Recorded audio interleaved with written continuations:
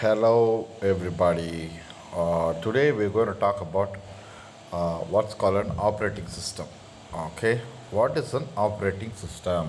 Okay, any kind of hardware or any kind of machine base or any kind of machine or any kind of things which run on a particular kind of software. Okay, software is what? Software is nothing but a set of zeros and ones. Okay, these are the things which are software is a kind of, when you go to the machine level, it is a kind of zeros and ones. uh, Above the zeros and ones you have what is called assembly instructions. What is assembly instructions? Assembly instructions, I don't know, you have what is called a machine code. Okay, machine code. What is the machine code? Every machine has a particular kind of code for certain kind of things. There are a set of codes. Code means something like 00110. It represents a letter A. Okay, then 10110. Okay, so the byte has a particular kind of uh,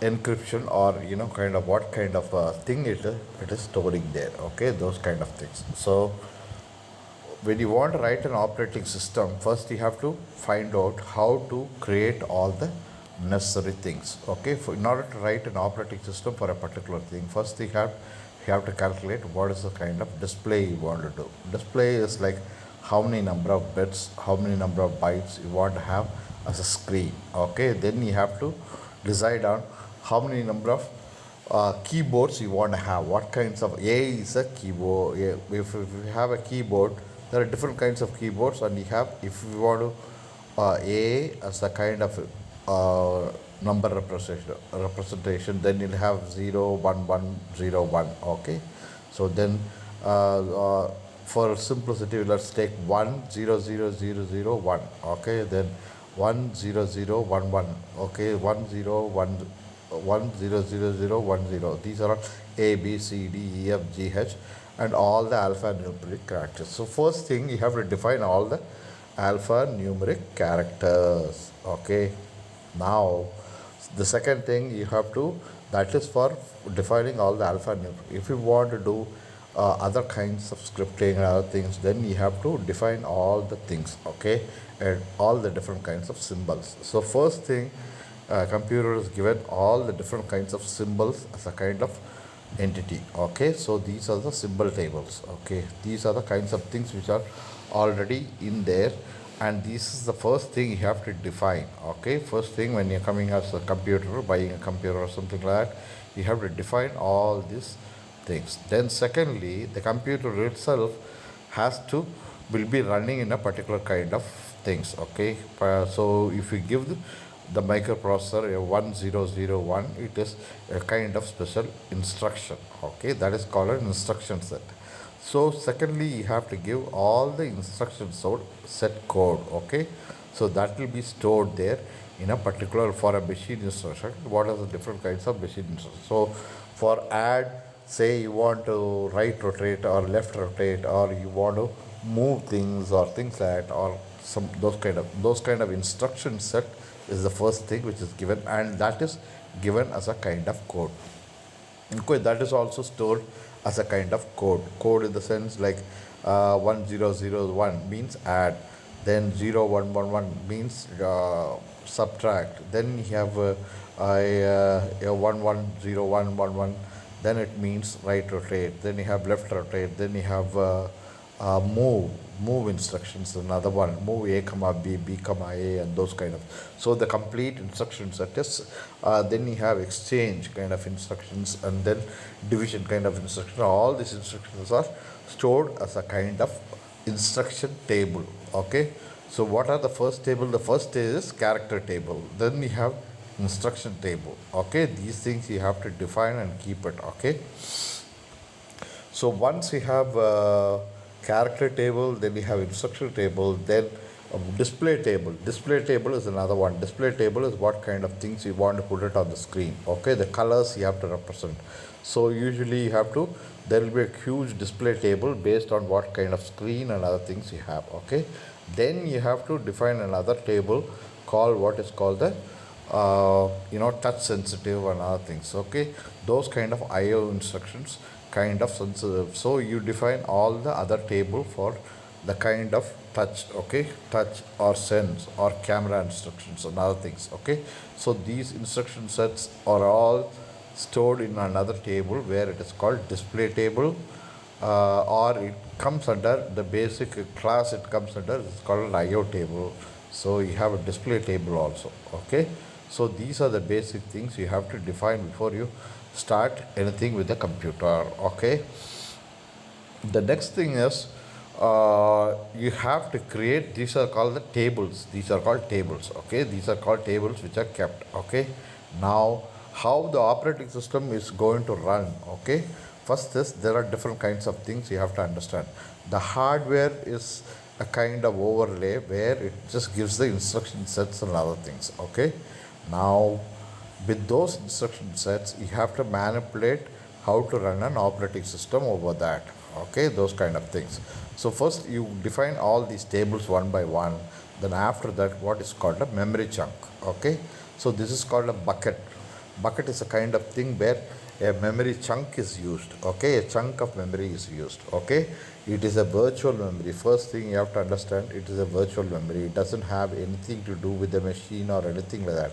So first thing, you have to define what is a virtual memory. Okay, so they usually define a set of virtual memory, it's called bucket system, and you have to define how to manipulate the virtual memory. So if you want to have a virtual memory, say you're giving a struct 200, so say character byte 500, so you have to get a 500 bits. Okay, from the memory or a storage area. Okay, so that kind of thing is first performed. So first thing is, you have what is called memory manipulation. Memory manipulation. So memory manipulation is the first thing you have. So you have to give a set of memory manipulation. This is called memory management unit, MMU. It's called main memory management unit, and you have other kinds of virtual memory management unit, and how to create chunks of these things before you execute a code and other things. Okay, usually what you have is a compiler. Okay, compiler is the one which does from the standard kind of assembly code. So what is assembly? Assembly is the where you have instructions given in. Okay, so that is the assembly kind of thing. Okay, so when you give move instructions a comma b, it goes as, it's an assembly instructions. Then you say rotate ROL 2 comma 3, then it is an assembly instruction. So first thing, you have to convert all the machine code into what is called assembly instructions. These are the assembly instructions, and you have to know how to use the assembly instructions.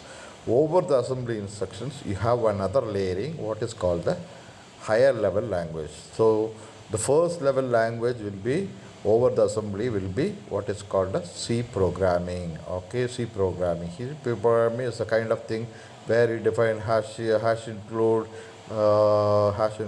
this, hash include that, and you have library import standard library.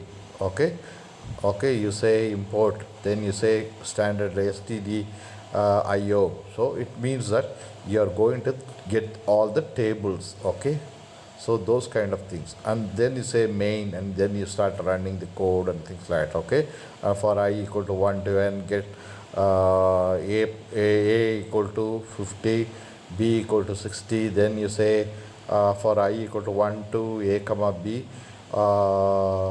increment add a plus b, and put a equals to a plus b, and then finally close the code, and then you come out. Okay, so those kind of C programming instructions. Okay, so first thing what it does, these are C programming, that is called higher level language. So once you have a higher level language, what happens, the higher level language is first converted into assembly language. How it is first converted into assembly language, the main thing is how to convert the whole thing into an assembly language is what is done by a compiler. Okay, compile is a huge program which already runs. They have written those compilers long time ago, so they do the what is called. So first thing is interpreter. The interpreter is a thing which does all the manipulation of the C program. Okay, then you have stacking and other things. Then you have what is called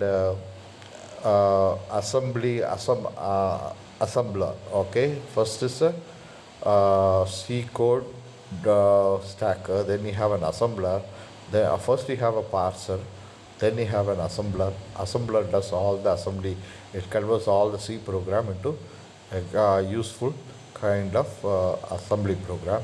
Then from the assembly program, then what happens? Then finally it is converted to machine code. Machine code is the only thing which the hardware understands. So you have to know that C program cannot be just run like that. Okay, so it is just impossible to run a C program. I wrote a C program, will it run on the computer? It won't run. First you have to do a conversion of an assembly language, so that is called an assembler. Then finally, first you have to do an interpretation, because C program has got different kinds of interpretations. So C++ got a different kind of, Java has different kind of interpretation. So each interpreter is something different which is specific to them. So global interpreter is something like you can run it on any kind of machine. So that is why you are able to run C on any kind of machine. Okay. So Java also you run on any kind of, because it's already, they have the plugins for those kind of things where they will do all the control work and change work and things like that. Okay, so finally what happens once those things are done, then finally it converts into machine language, and from the machine language it is converted into what are called executable machine language code finally. Okay, so that will allocate stack, then it will allocate program instruction pointers, then it will allocate put all the main thing which can run as a kind of virtual memory, and from the virtual memory it is fetched and then finally executed on the instructions. Okay, the basic things are instruction pointer and stack pointer. These are the two things which will do the manipulation of the memory plus the instructions. Okay, so what happens if for further study or something like that you go into 8085 architecture? 8085 is a special kind of machine. Okay, it's a 8086 is another machine. Okay, it's another kind of processor which run. Then you have 84 85, which is another kind of processor. Okay, then RISC processor you have Intel processor, then you have AMD processor and Motorola processor and so many other kinds of processors. For each processor they have a different kinds of instruction set to how to assemble, how to finally write the assembly code and the machine code for those things. So higher level languages usually run over that. Okay, so compilers are the ones which does all these things. Okay, so these kind of things are, so now once you have done a compiler, then what happens is, then after that, once you have written a compiler for that, you have to run that compiler program on that particular machine. Okay, once you're done with the program, so before that you want to write an operating system. Okay, so first thing well, the earliest days it was just first they write a compiler for a particular machine. That is the first thing they do. Okay, then after that they start developing what is called an operating system for that kind of machine. Okay, from the compiler things are working fine and the instructions are carried out, they do some kind of test work where the IO is working, the screen is working, the virtual table is working and all these things. This is called a bootstrap kind of, this is called a bootstrap. Okay, bootstrap is the one which runs on the computer as the first kind of code. Then after that it will just go into different kinds of creating all the virtual table, all the file table. The file table is the first one that is created. File table is, they take the whole memory chunk and use it as a kind of file table. They logically align all the memory into some kind of file table. Then you have bucket table, then memory table, then different kinds of task table, then IO table, then I told you already the screen table, and different kinds of tables are formed. There are a huge number of tables. That is why you call all the standard IO then standard MC, then standard RC and things like that. So different kinds of things you call libraries. You call all these libraries contain what are the different kinds of things which are necessary for running the operating system. And finally, what happens once you have compiled the complete operating system, then what happens? The operating system is the one from the bootstrap, it jumps over to operating system, and from the operating system, it takes all the things, creates all the file tables, everything is there. Then it uses the map, file tables and all the different kinds of tables and other things. Then it takes over as a screen, and finally it gives the insert, the complete thing, like if you say hello world. Okay, that kind of thing will come in on the screen. Okay, so the first thing is operating system is a kind of thing which runs after the bootstrap over your computer. Okay, so it starts taking instruction from the screen or the keyboard and things like that, and manipulates those things, and based on that it stores in the file. So you say save file a comma b, then it goes as, it takes a file a and then copies it onto another memory location b.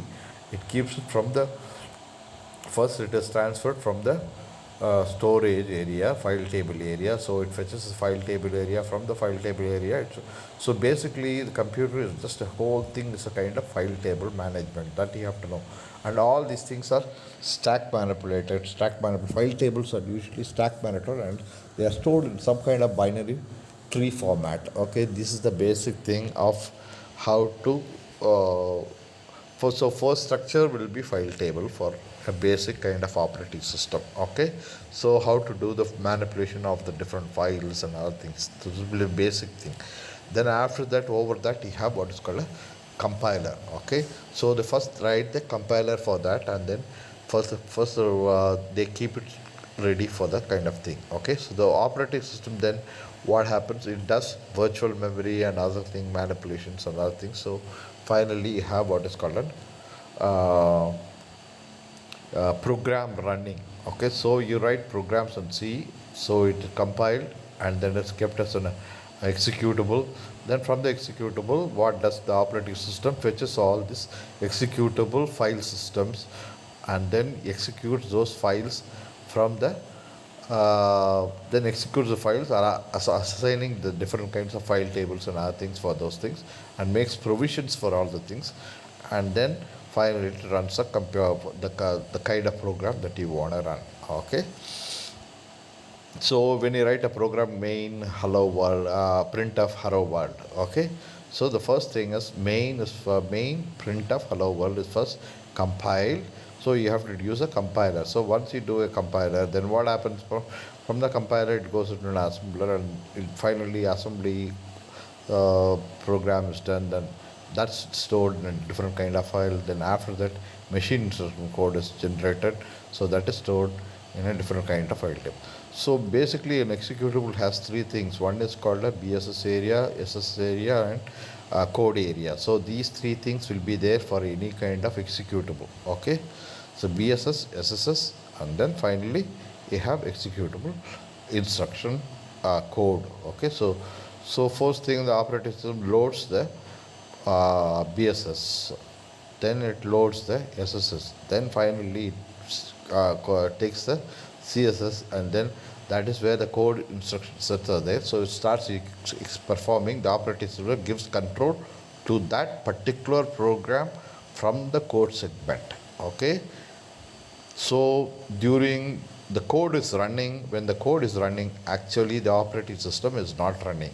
Why? Because the code is being run currently at the microprocessor, and finally when the code is run, and then finally it gives the kind of trap or interrupt signal to the operating system. Then the operating system takes over, and then based on the kind of instruction, it goes to the next kind of task it is given. Okay, so the task that is given, so this is called task. Or then you have a task management system. Okay, or process management system.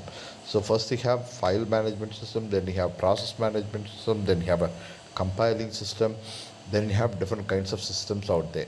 So before you can write an operating system, these things have to be clear. There are different kinds of operating systems like real-time operating system, virtual time operating system, then multiprocessing operating system, and those kind of so many other kinds of operating system. So in order to learn all these things, you have to go into some kind of basic things if you want to know the hardware and other things, and find out what is an instruction set and all those things. Then you can see some of the things like here you have instructions for 8085 architecture, and so you have to get the details of all these things if you want to write any kind of program over a hardware. So this is the kind of things which you have to do. Let's find out microprocessor. So there are different kinds of things. The microprocessor versus microcontroller. Microcontroller is a set of instructions which is already in there and can write. Microprocessor actually can take what is called a, it is microcontroller usually for short kind of things, for a small switch kind of thing and things like that. Okay, microprocessor has, you can write operating system over a microprocessor, and microcontroller especially you cannot write an operating system because it's got little memory and things like that. So those kind of things will be there. Okay, that's all for today. So when you are doing a rocket science and other things, first thing you have to know what kind of operating system you want, what kind of, whether you want to have a real-time system or you have how file tables has to be aligned and all those things. So this is regarding rocket science and how you have to manipulate the screen. So if you are writing a specific processor on a processor, if you want to do the rocket control and other things, then you can do all the things. Okay, so how to write an operating system is the basic thing you have to know before you write an control segment kind of thing for an rocket manipulation, how to find out where it is going, how much distance it's going, how to coordinate all the different signals from the base station, from the earth station, how the computer is going to control all the different kinds of fuel management and other things. Okay, those kind of things.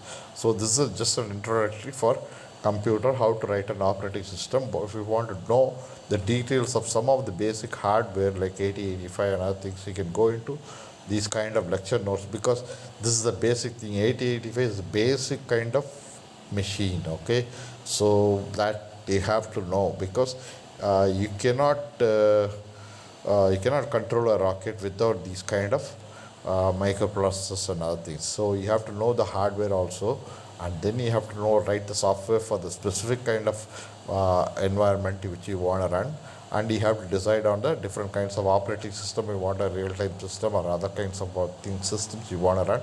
So this is the basic things. Why most of the rocket systems fail is because if you don't understand the computer properly, you might be from the, if you're sending some signals to some place and you might get an error in some other place, then you can't control the amount of fuel coming out, ejecting and other things. Okay, so these are the basic things which you have to know as a kind of introductory before you can do rocket sciences and how to control. So this is just an introductory lecture. Thank you. Bye now.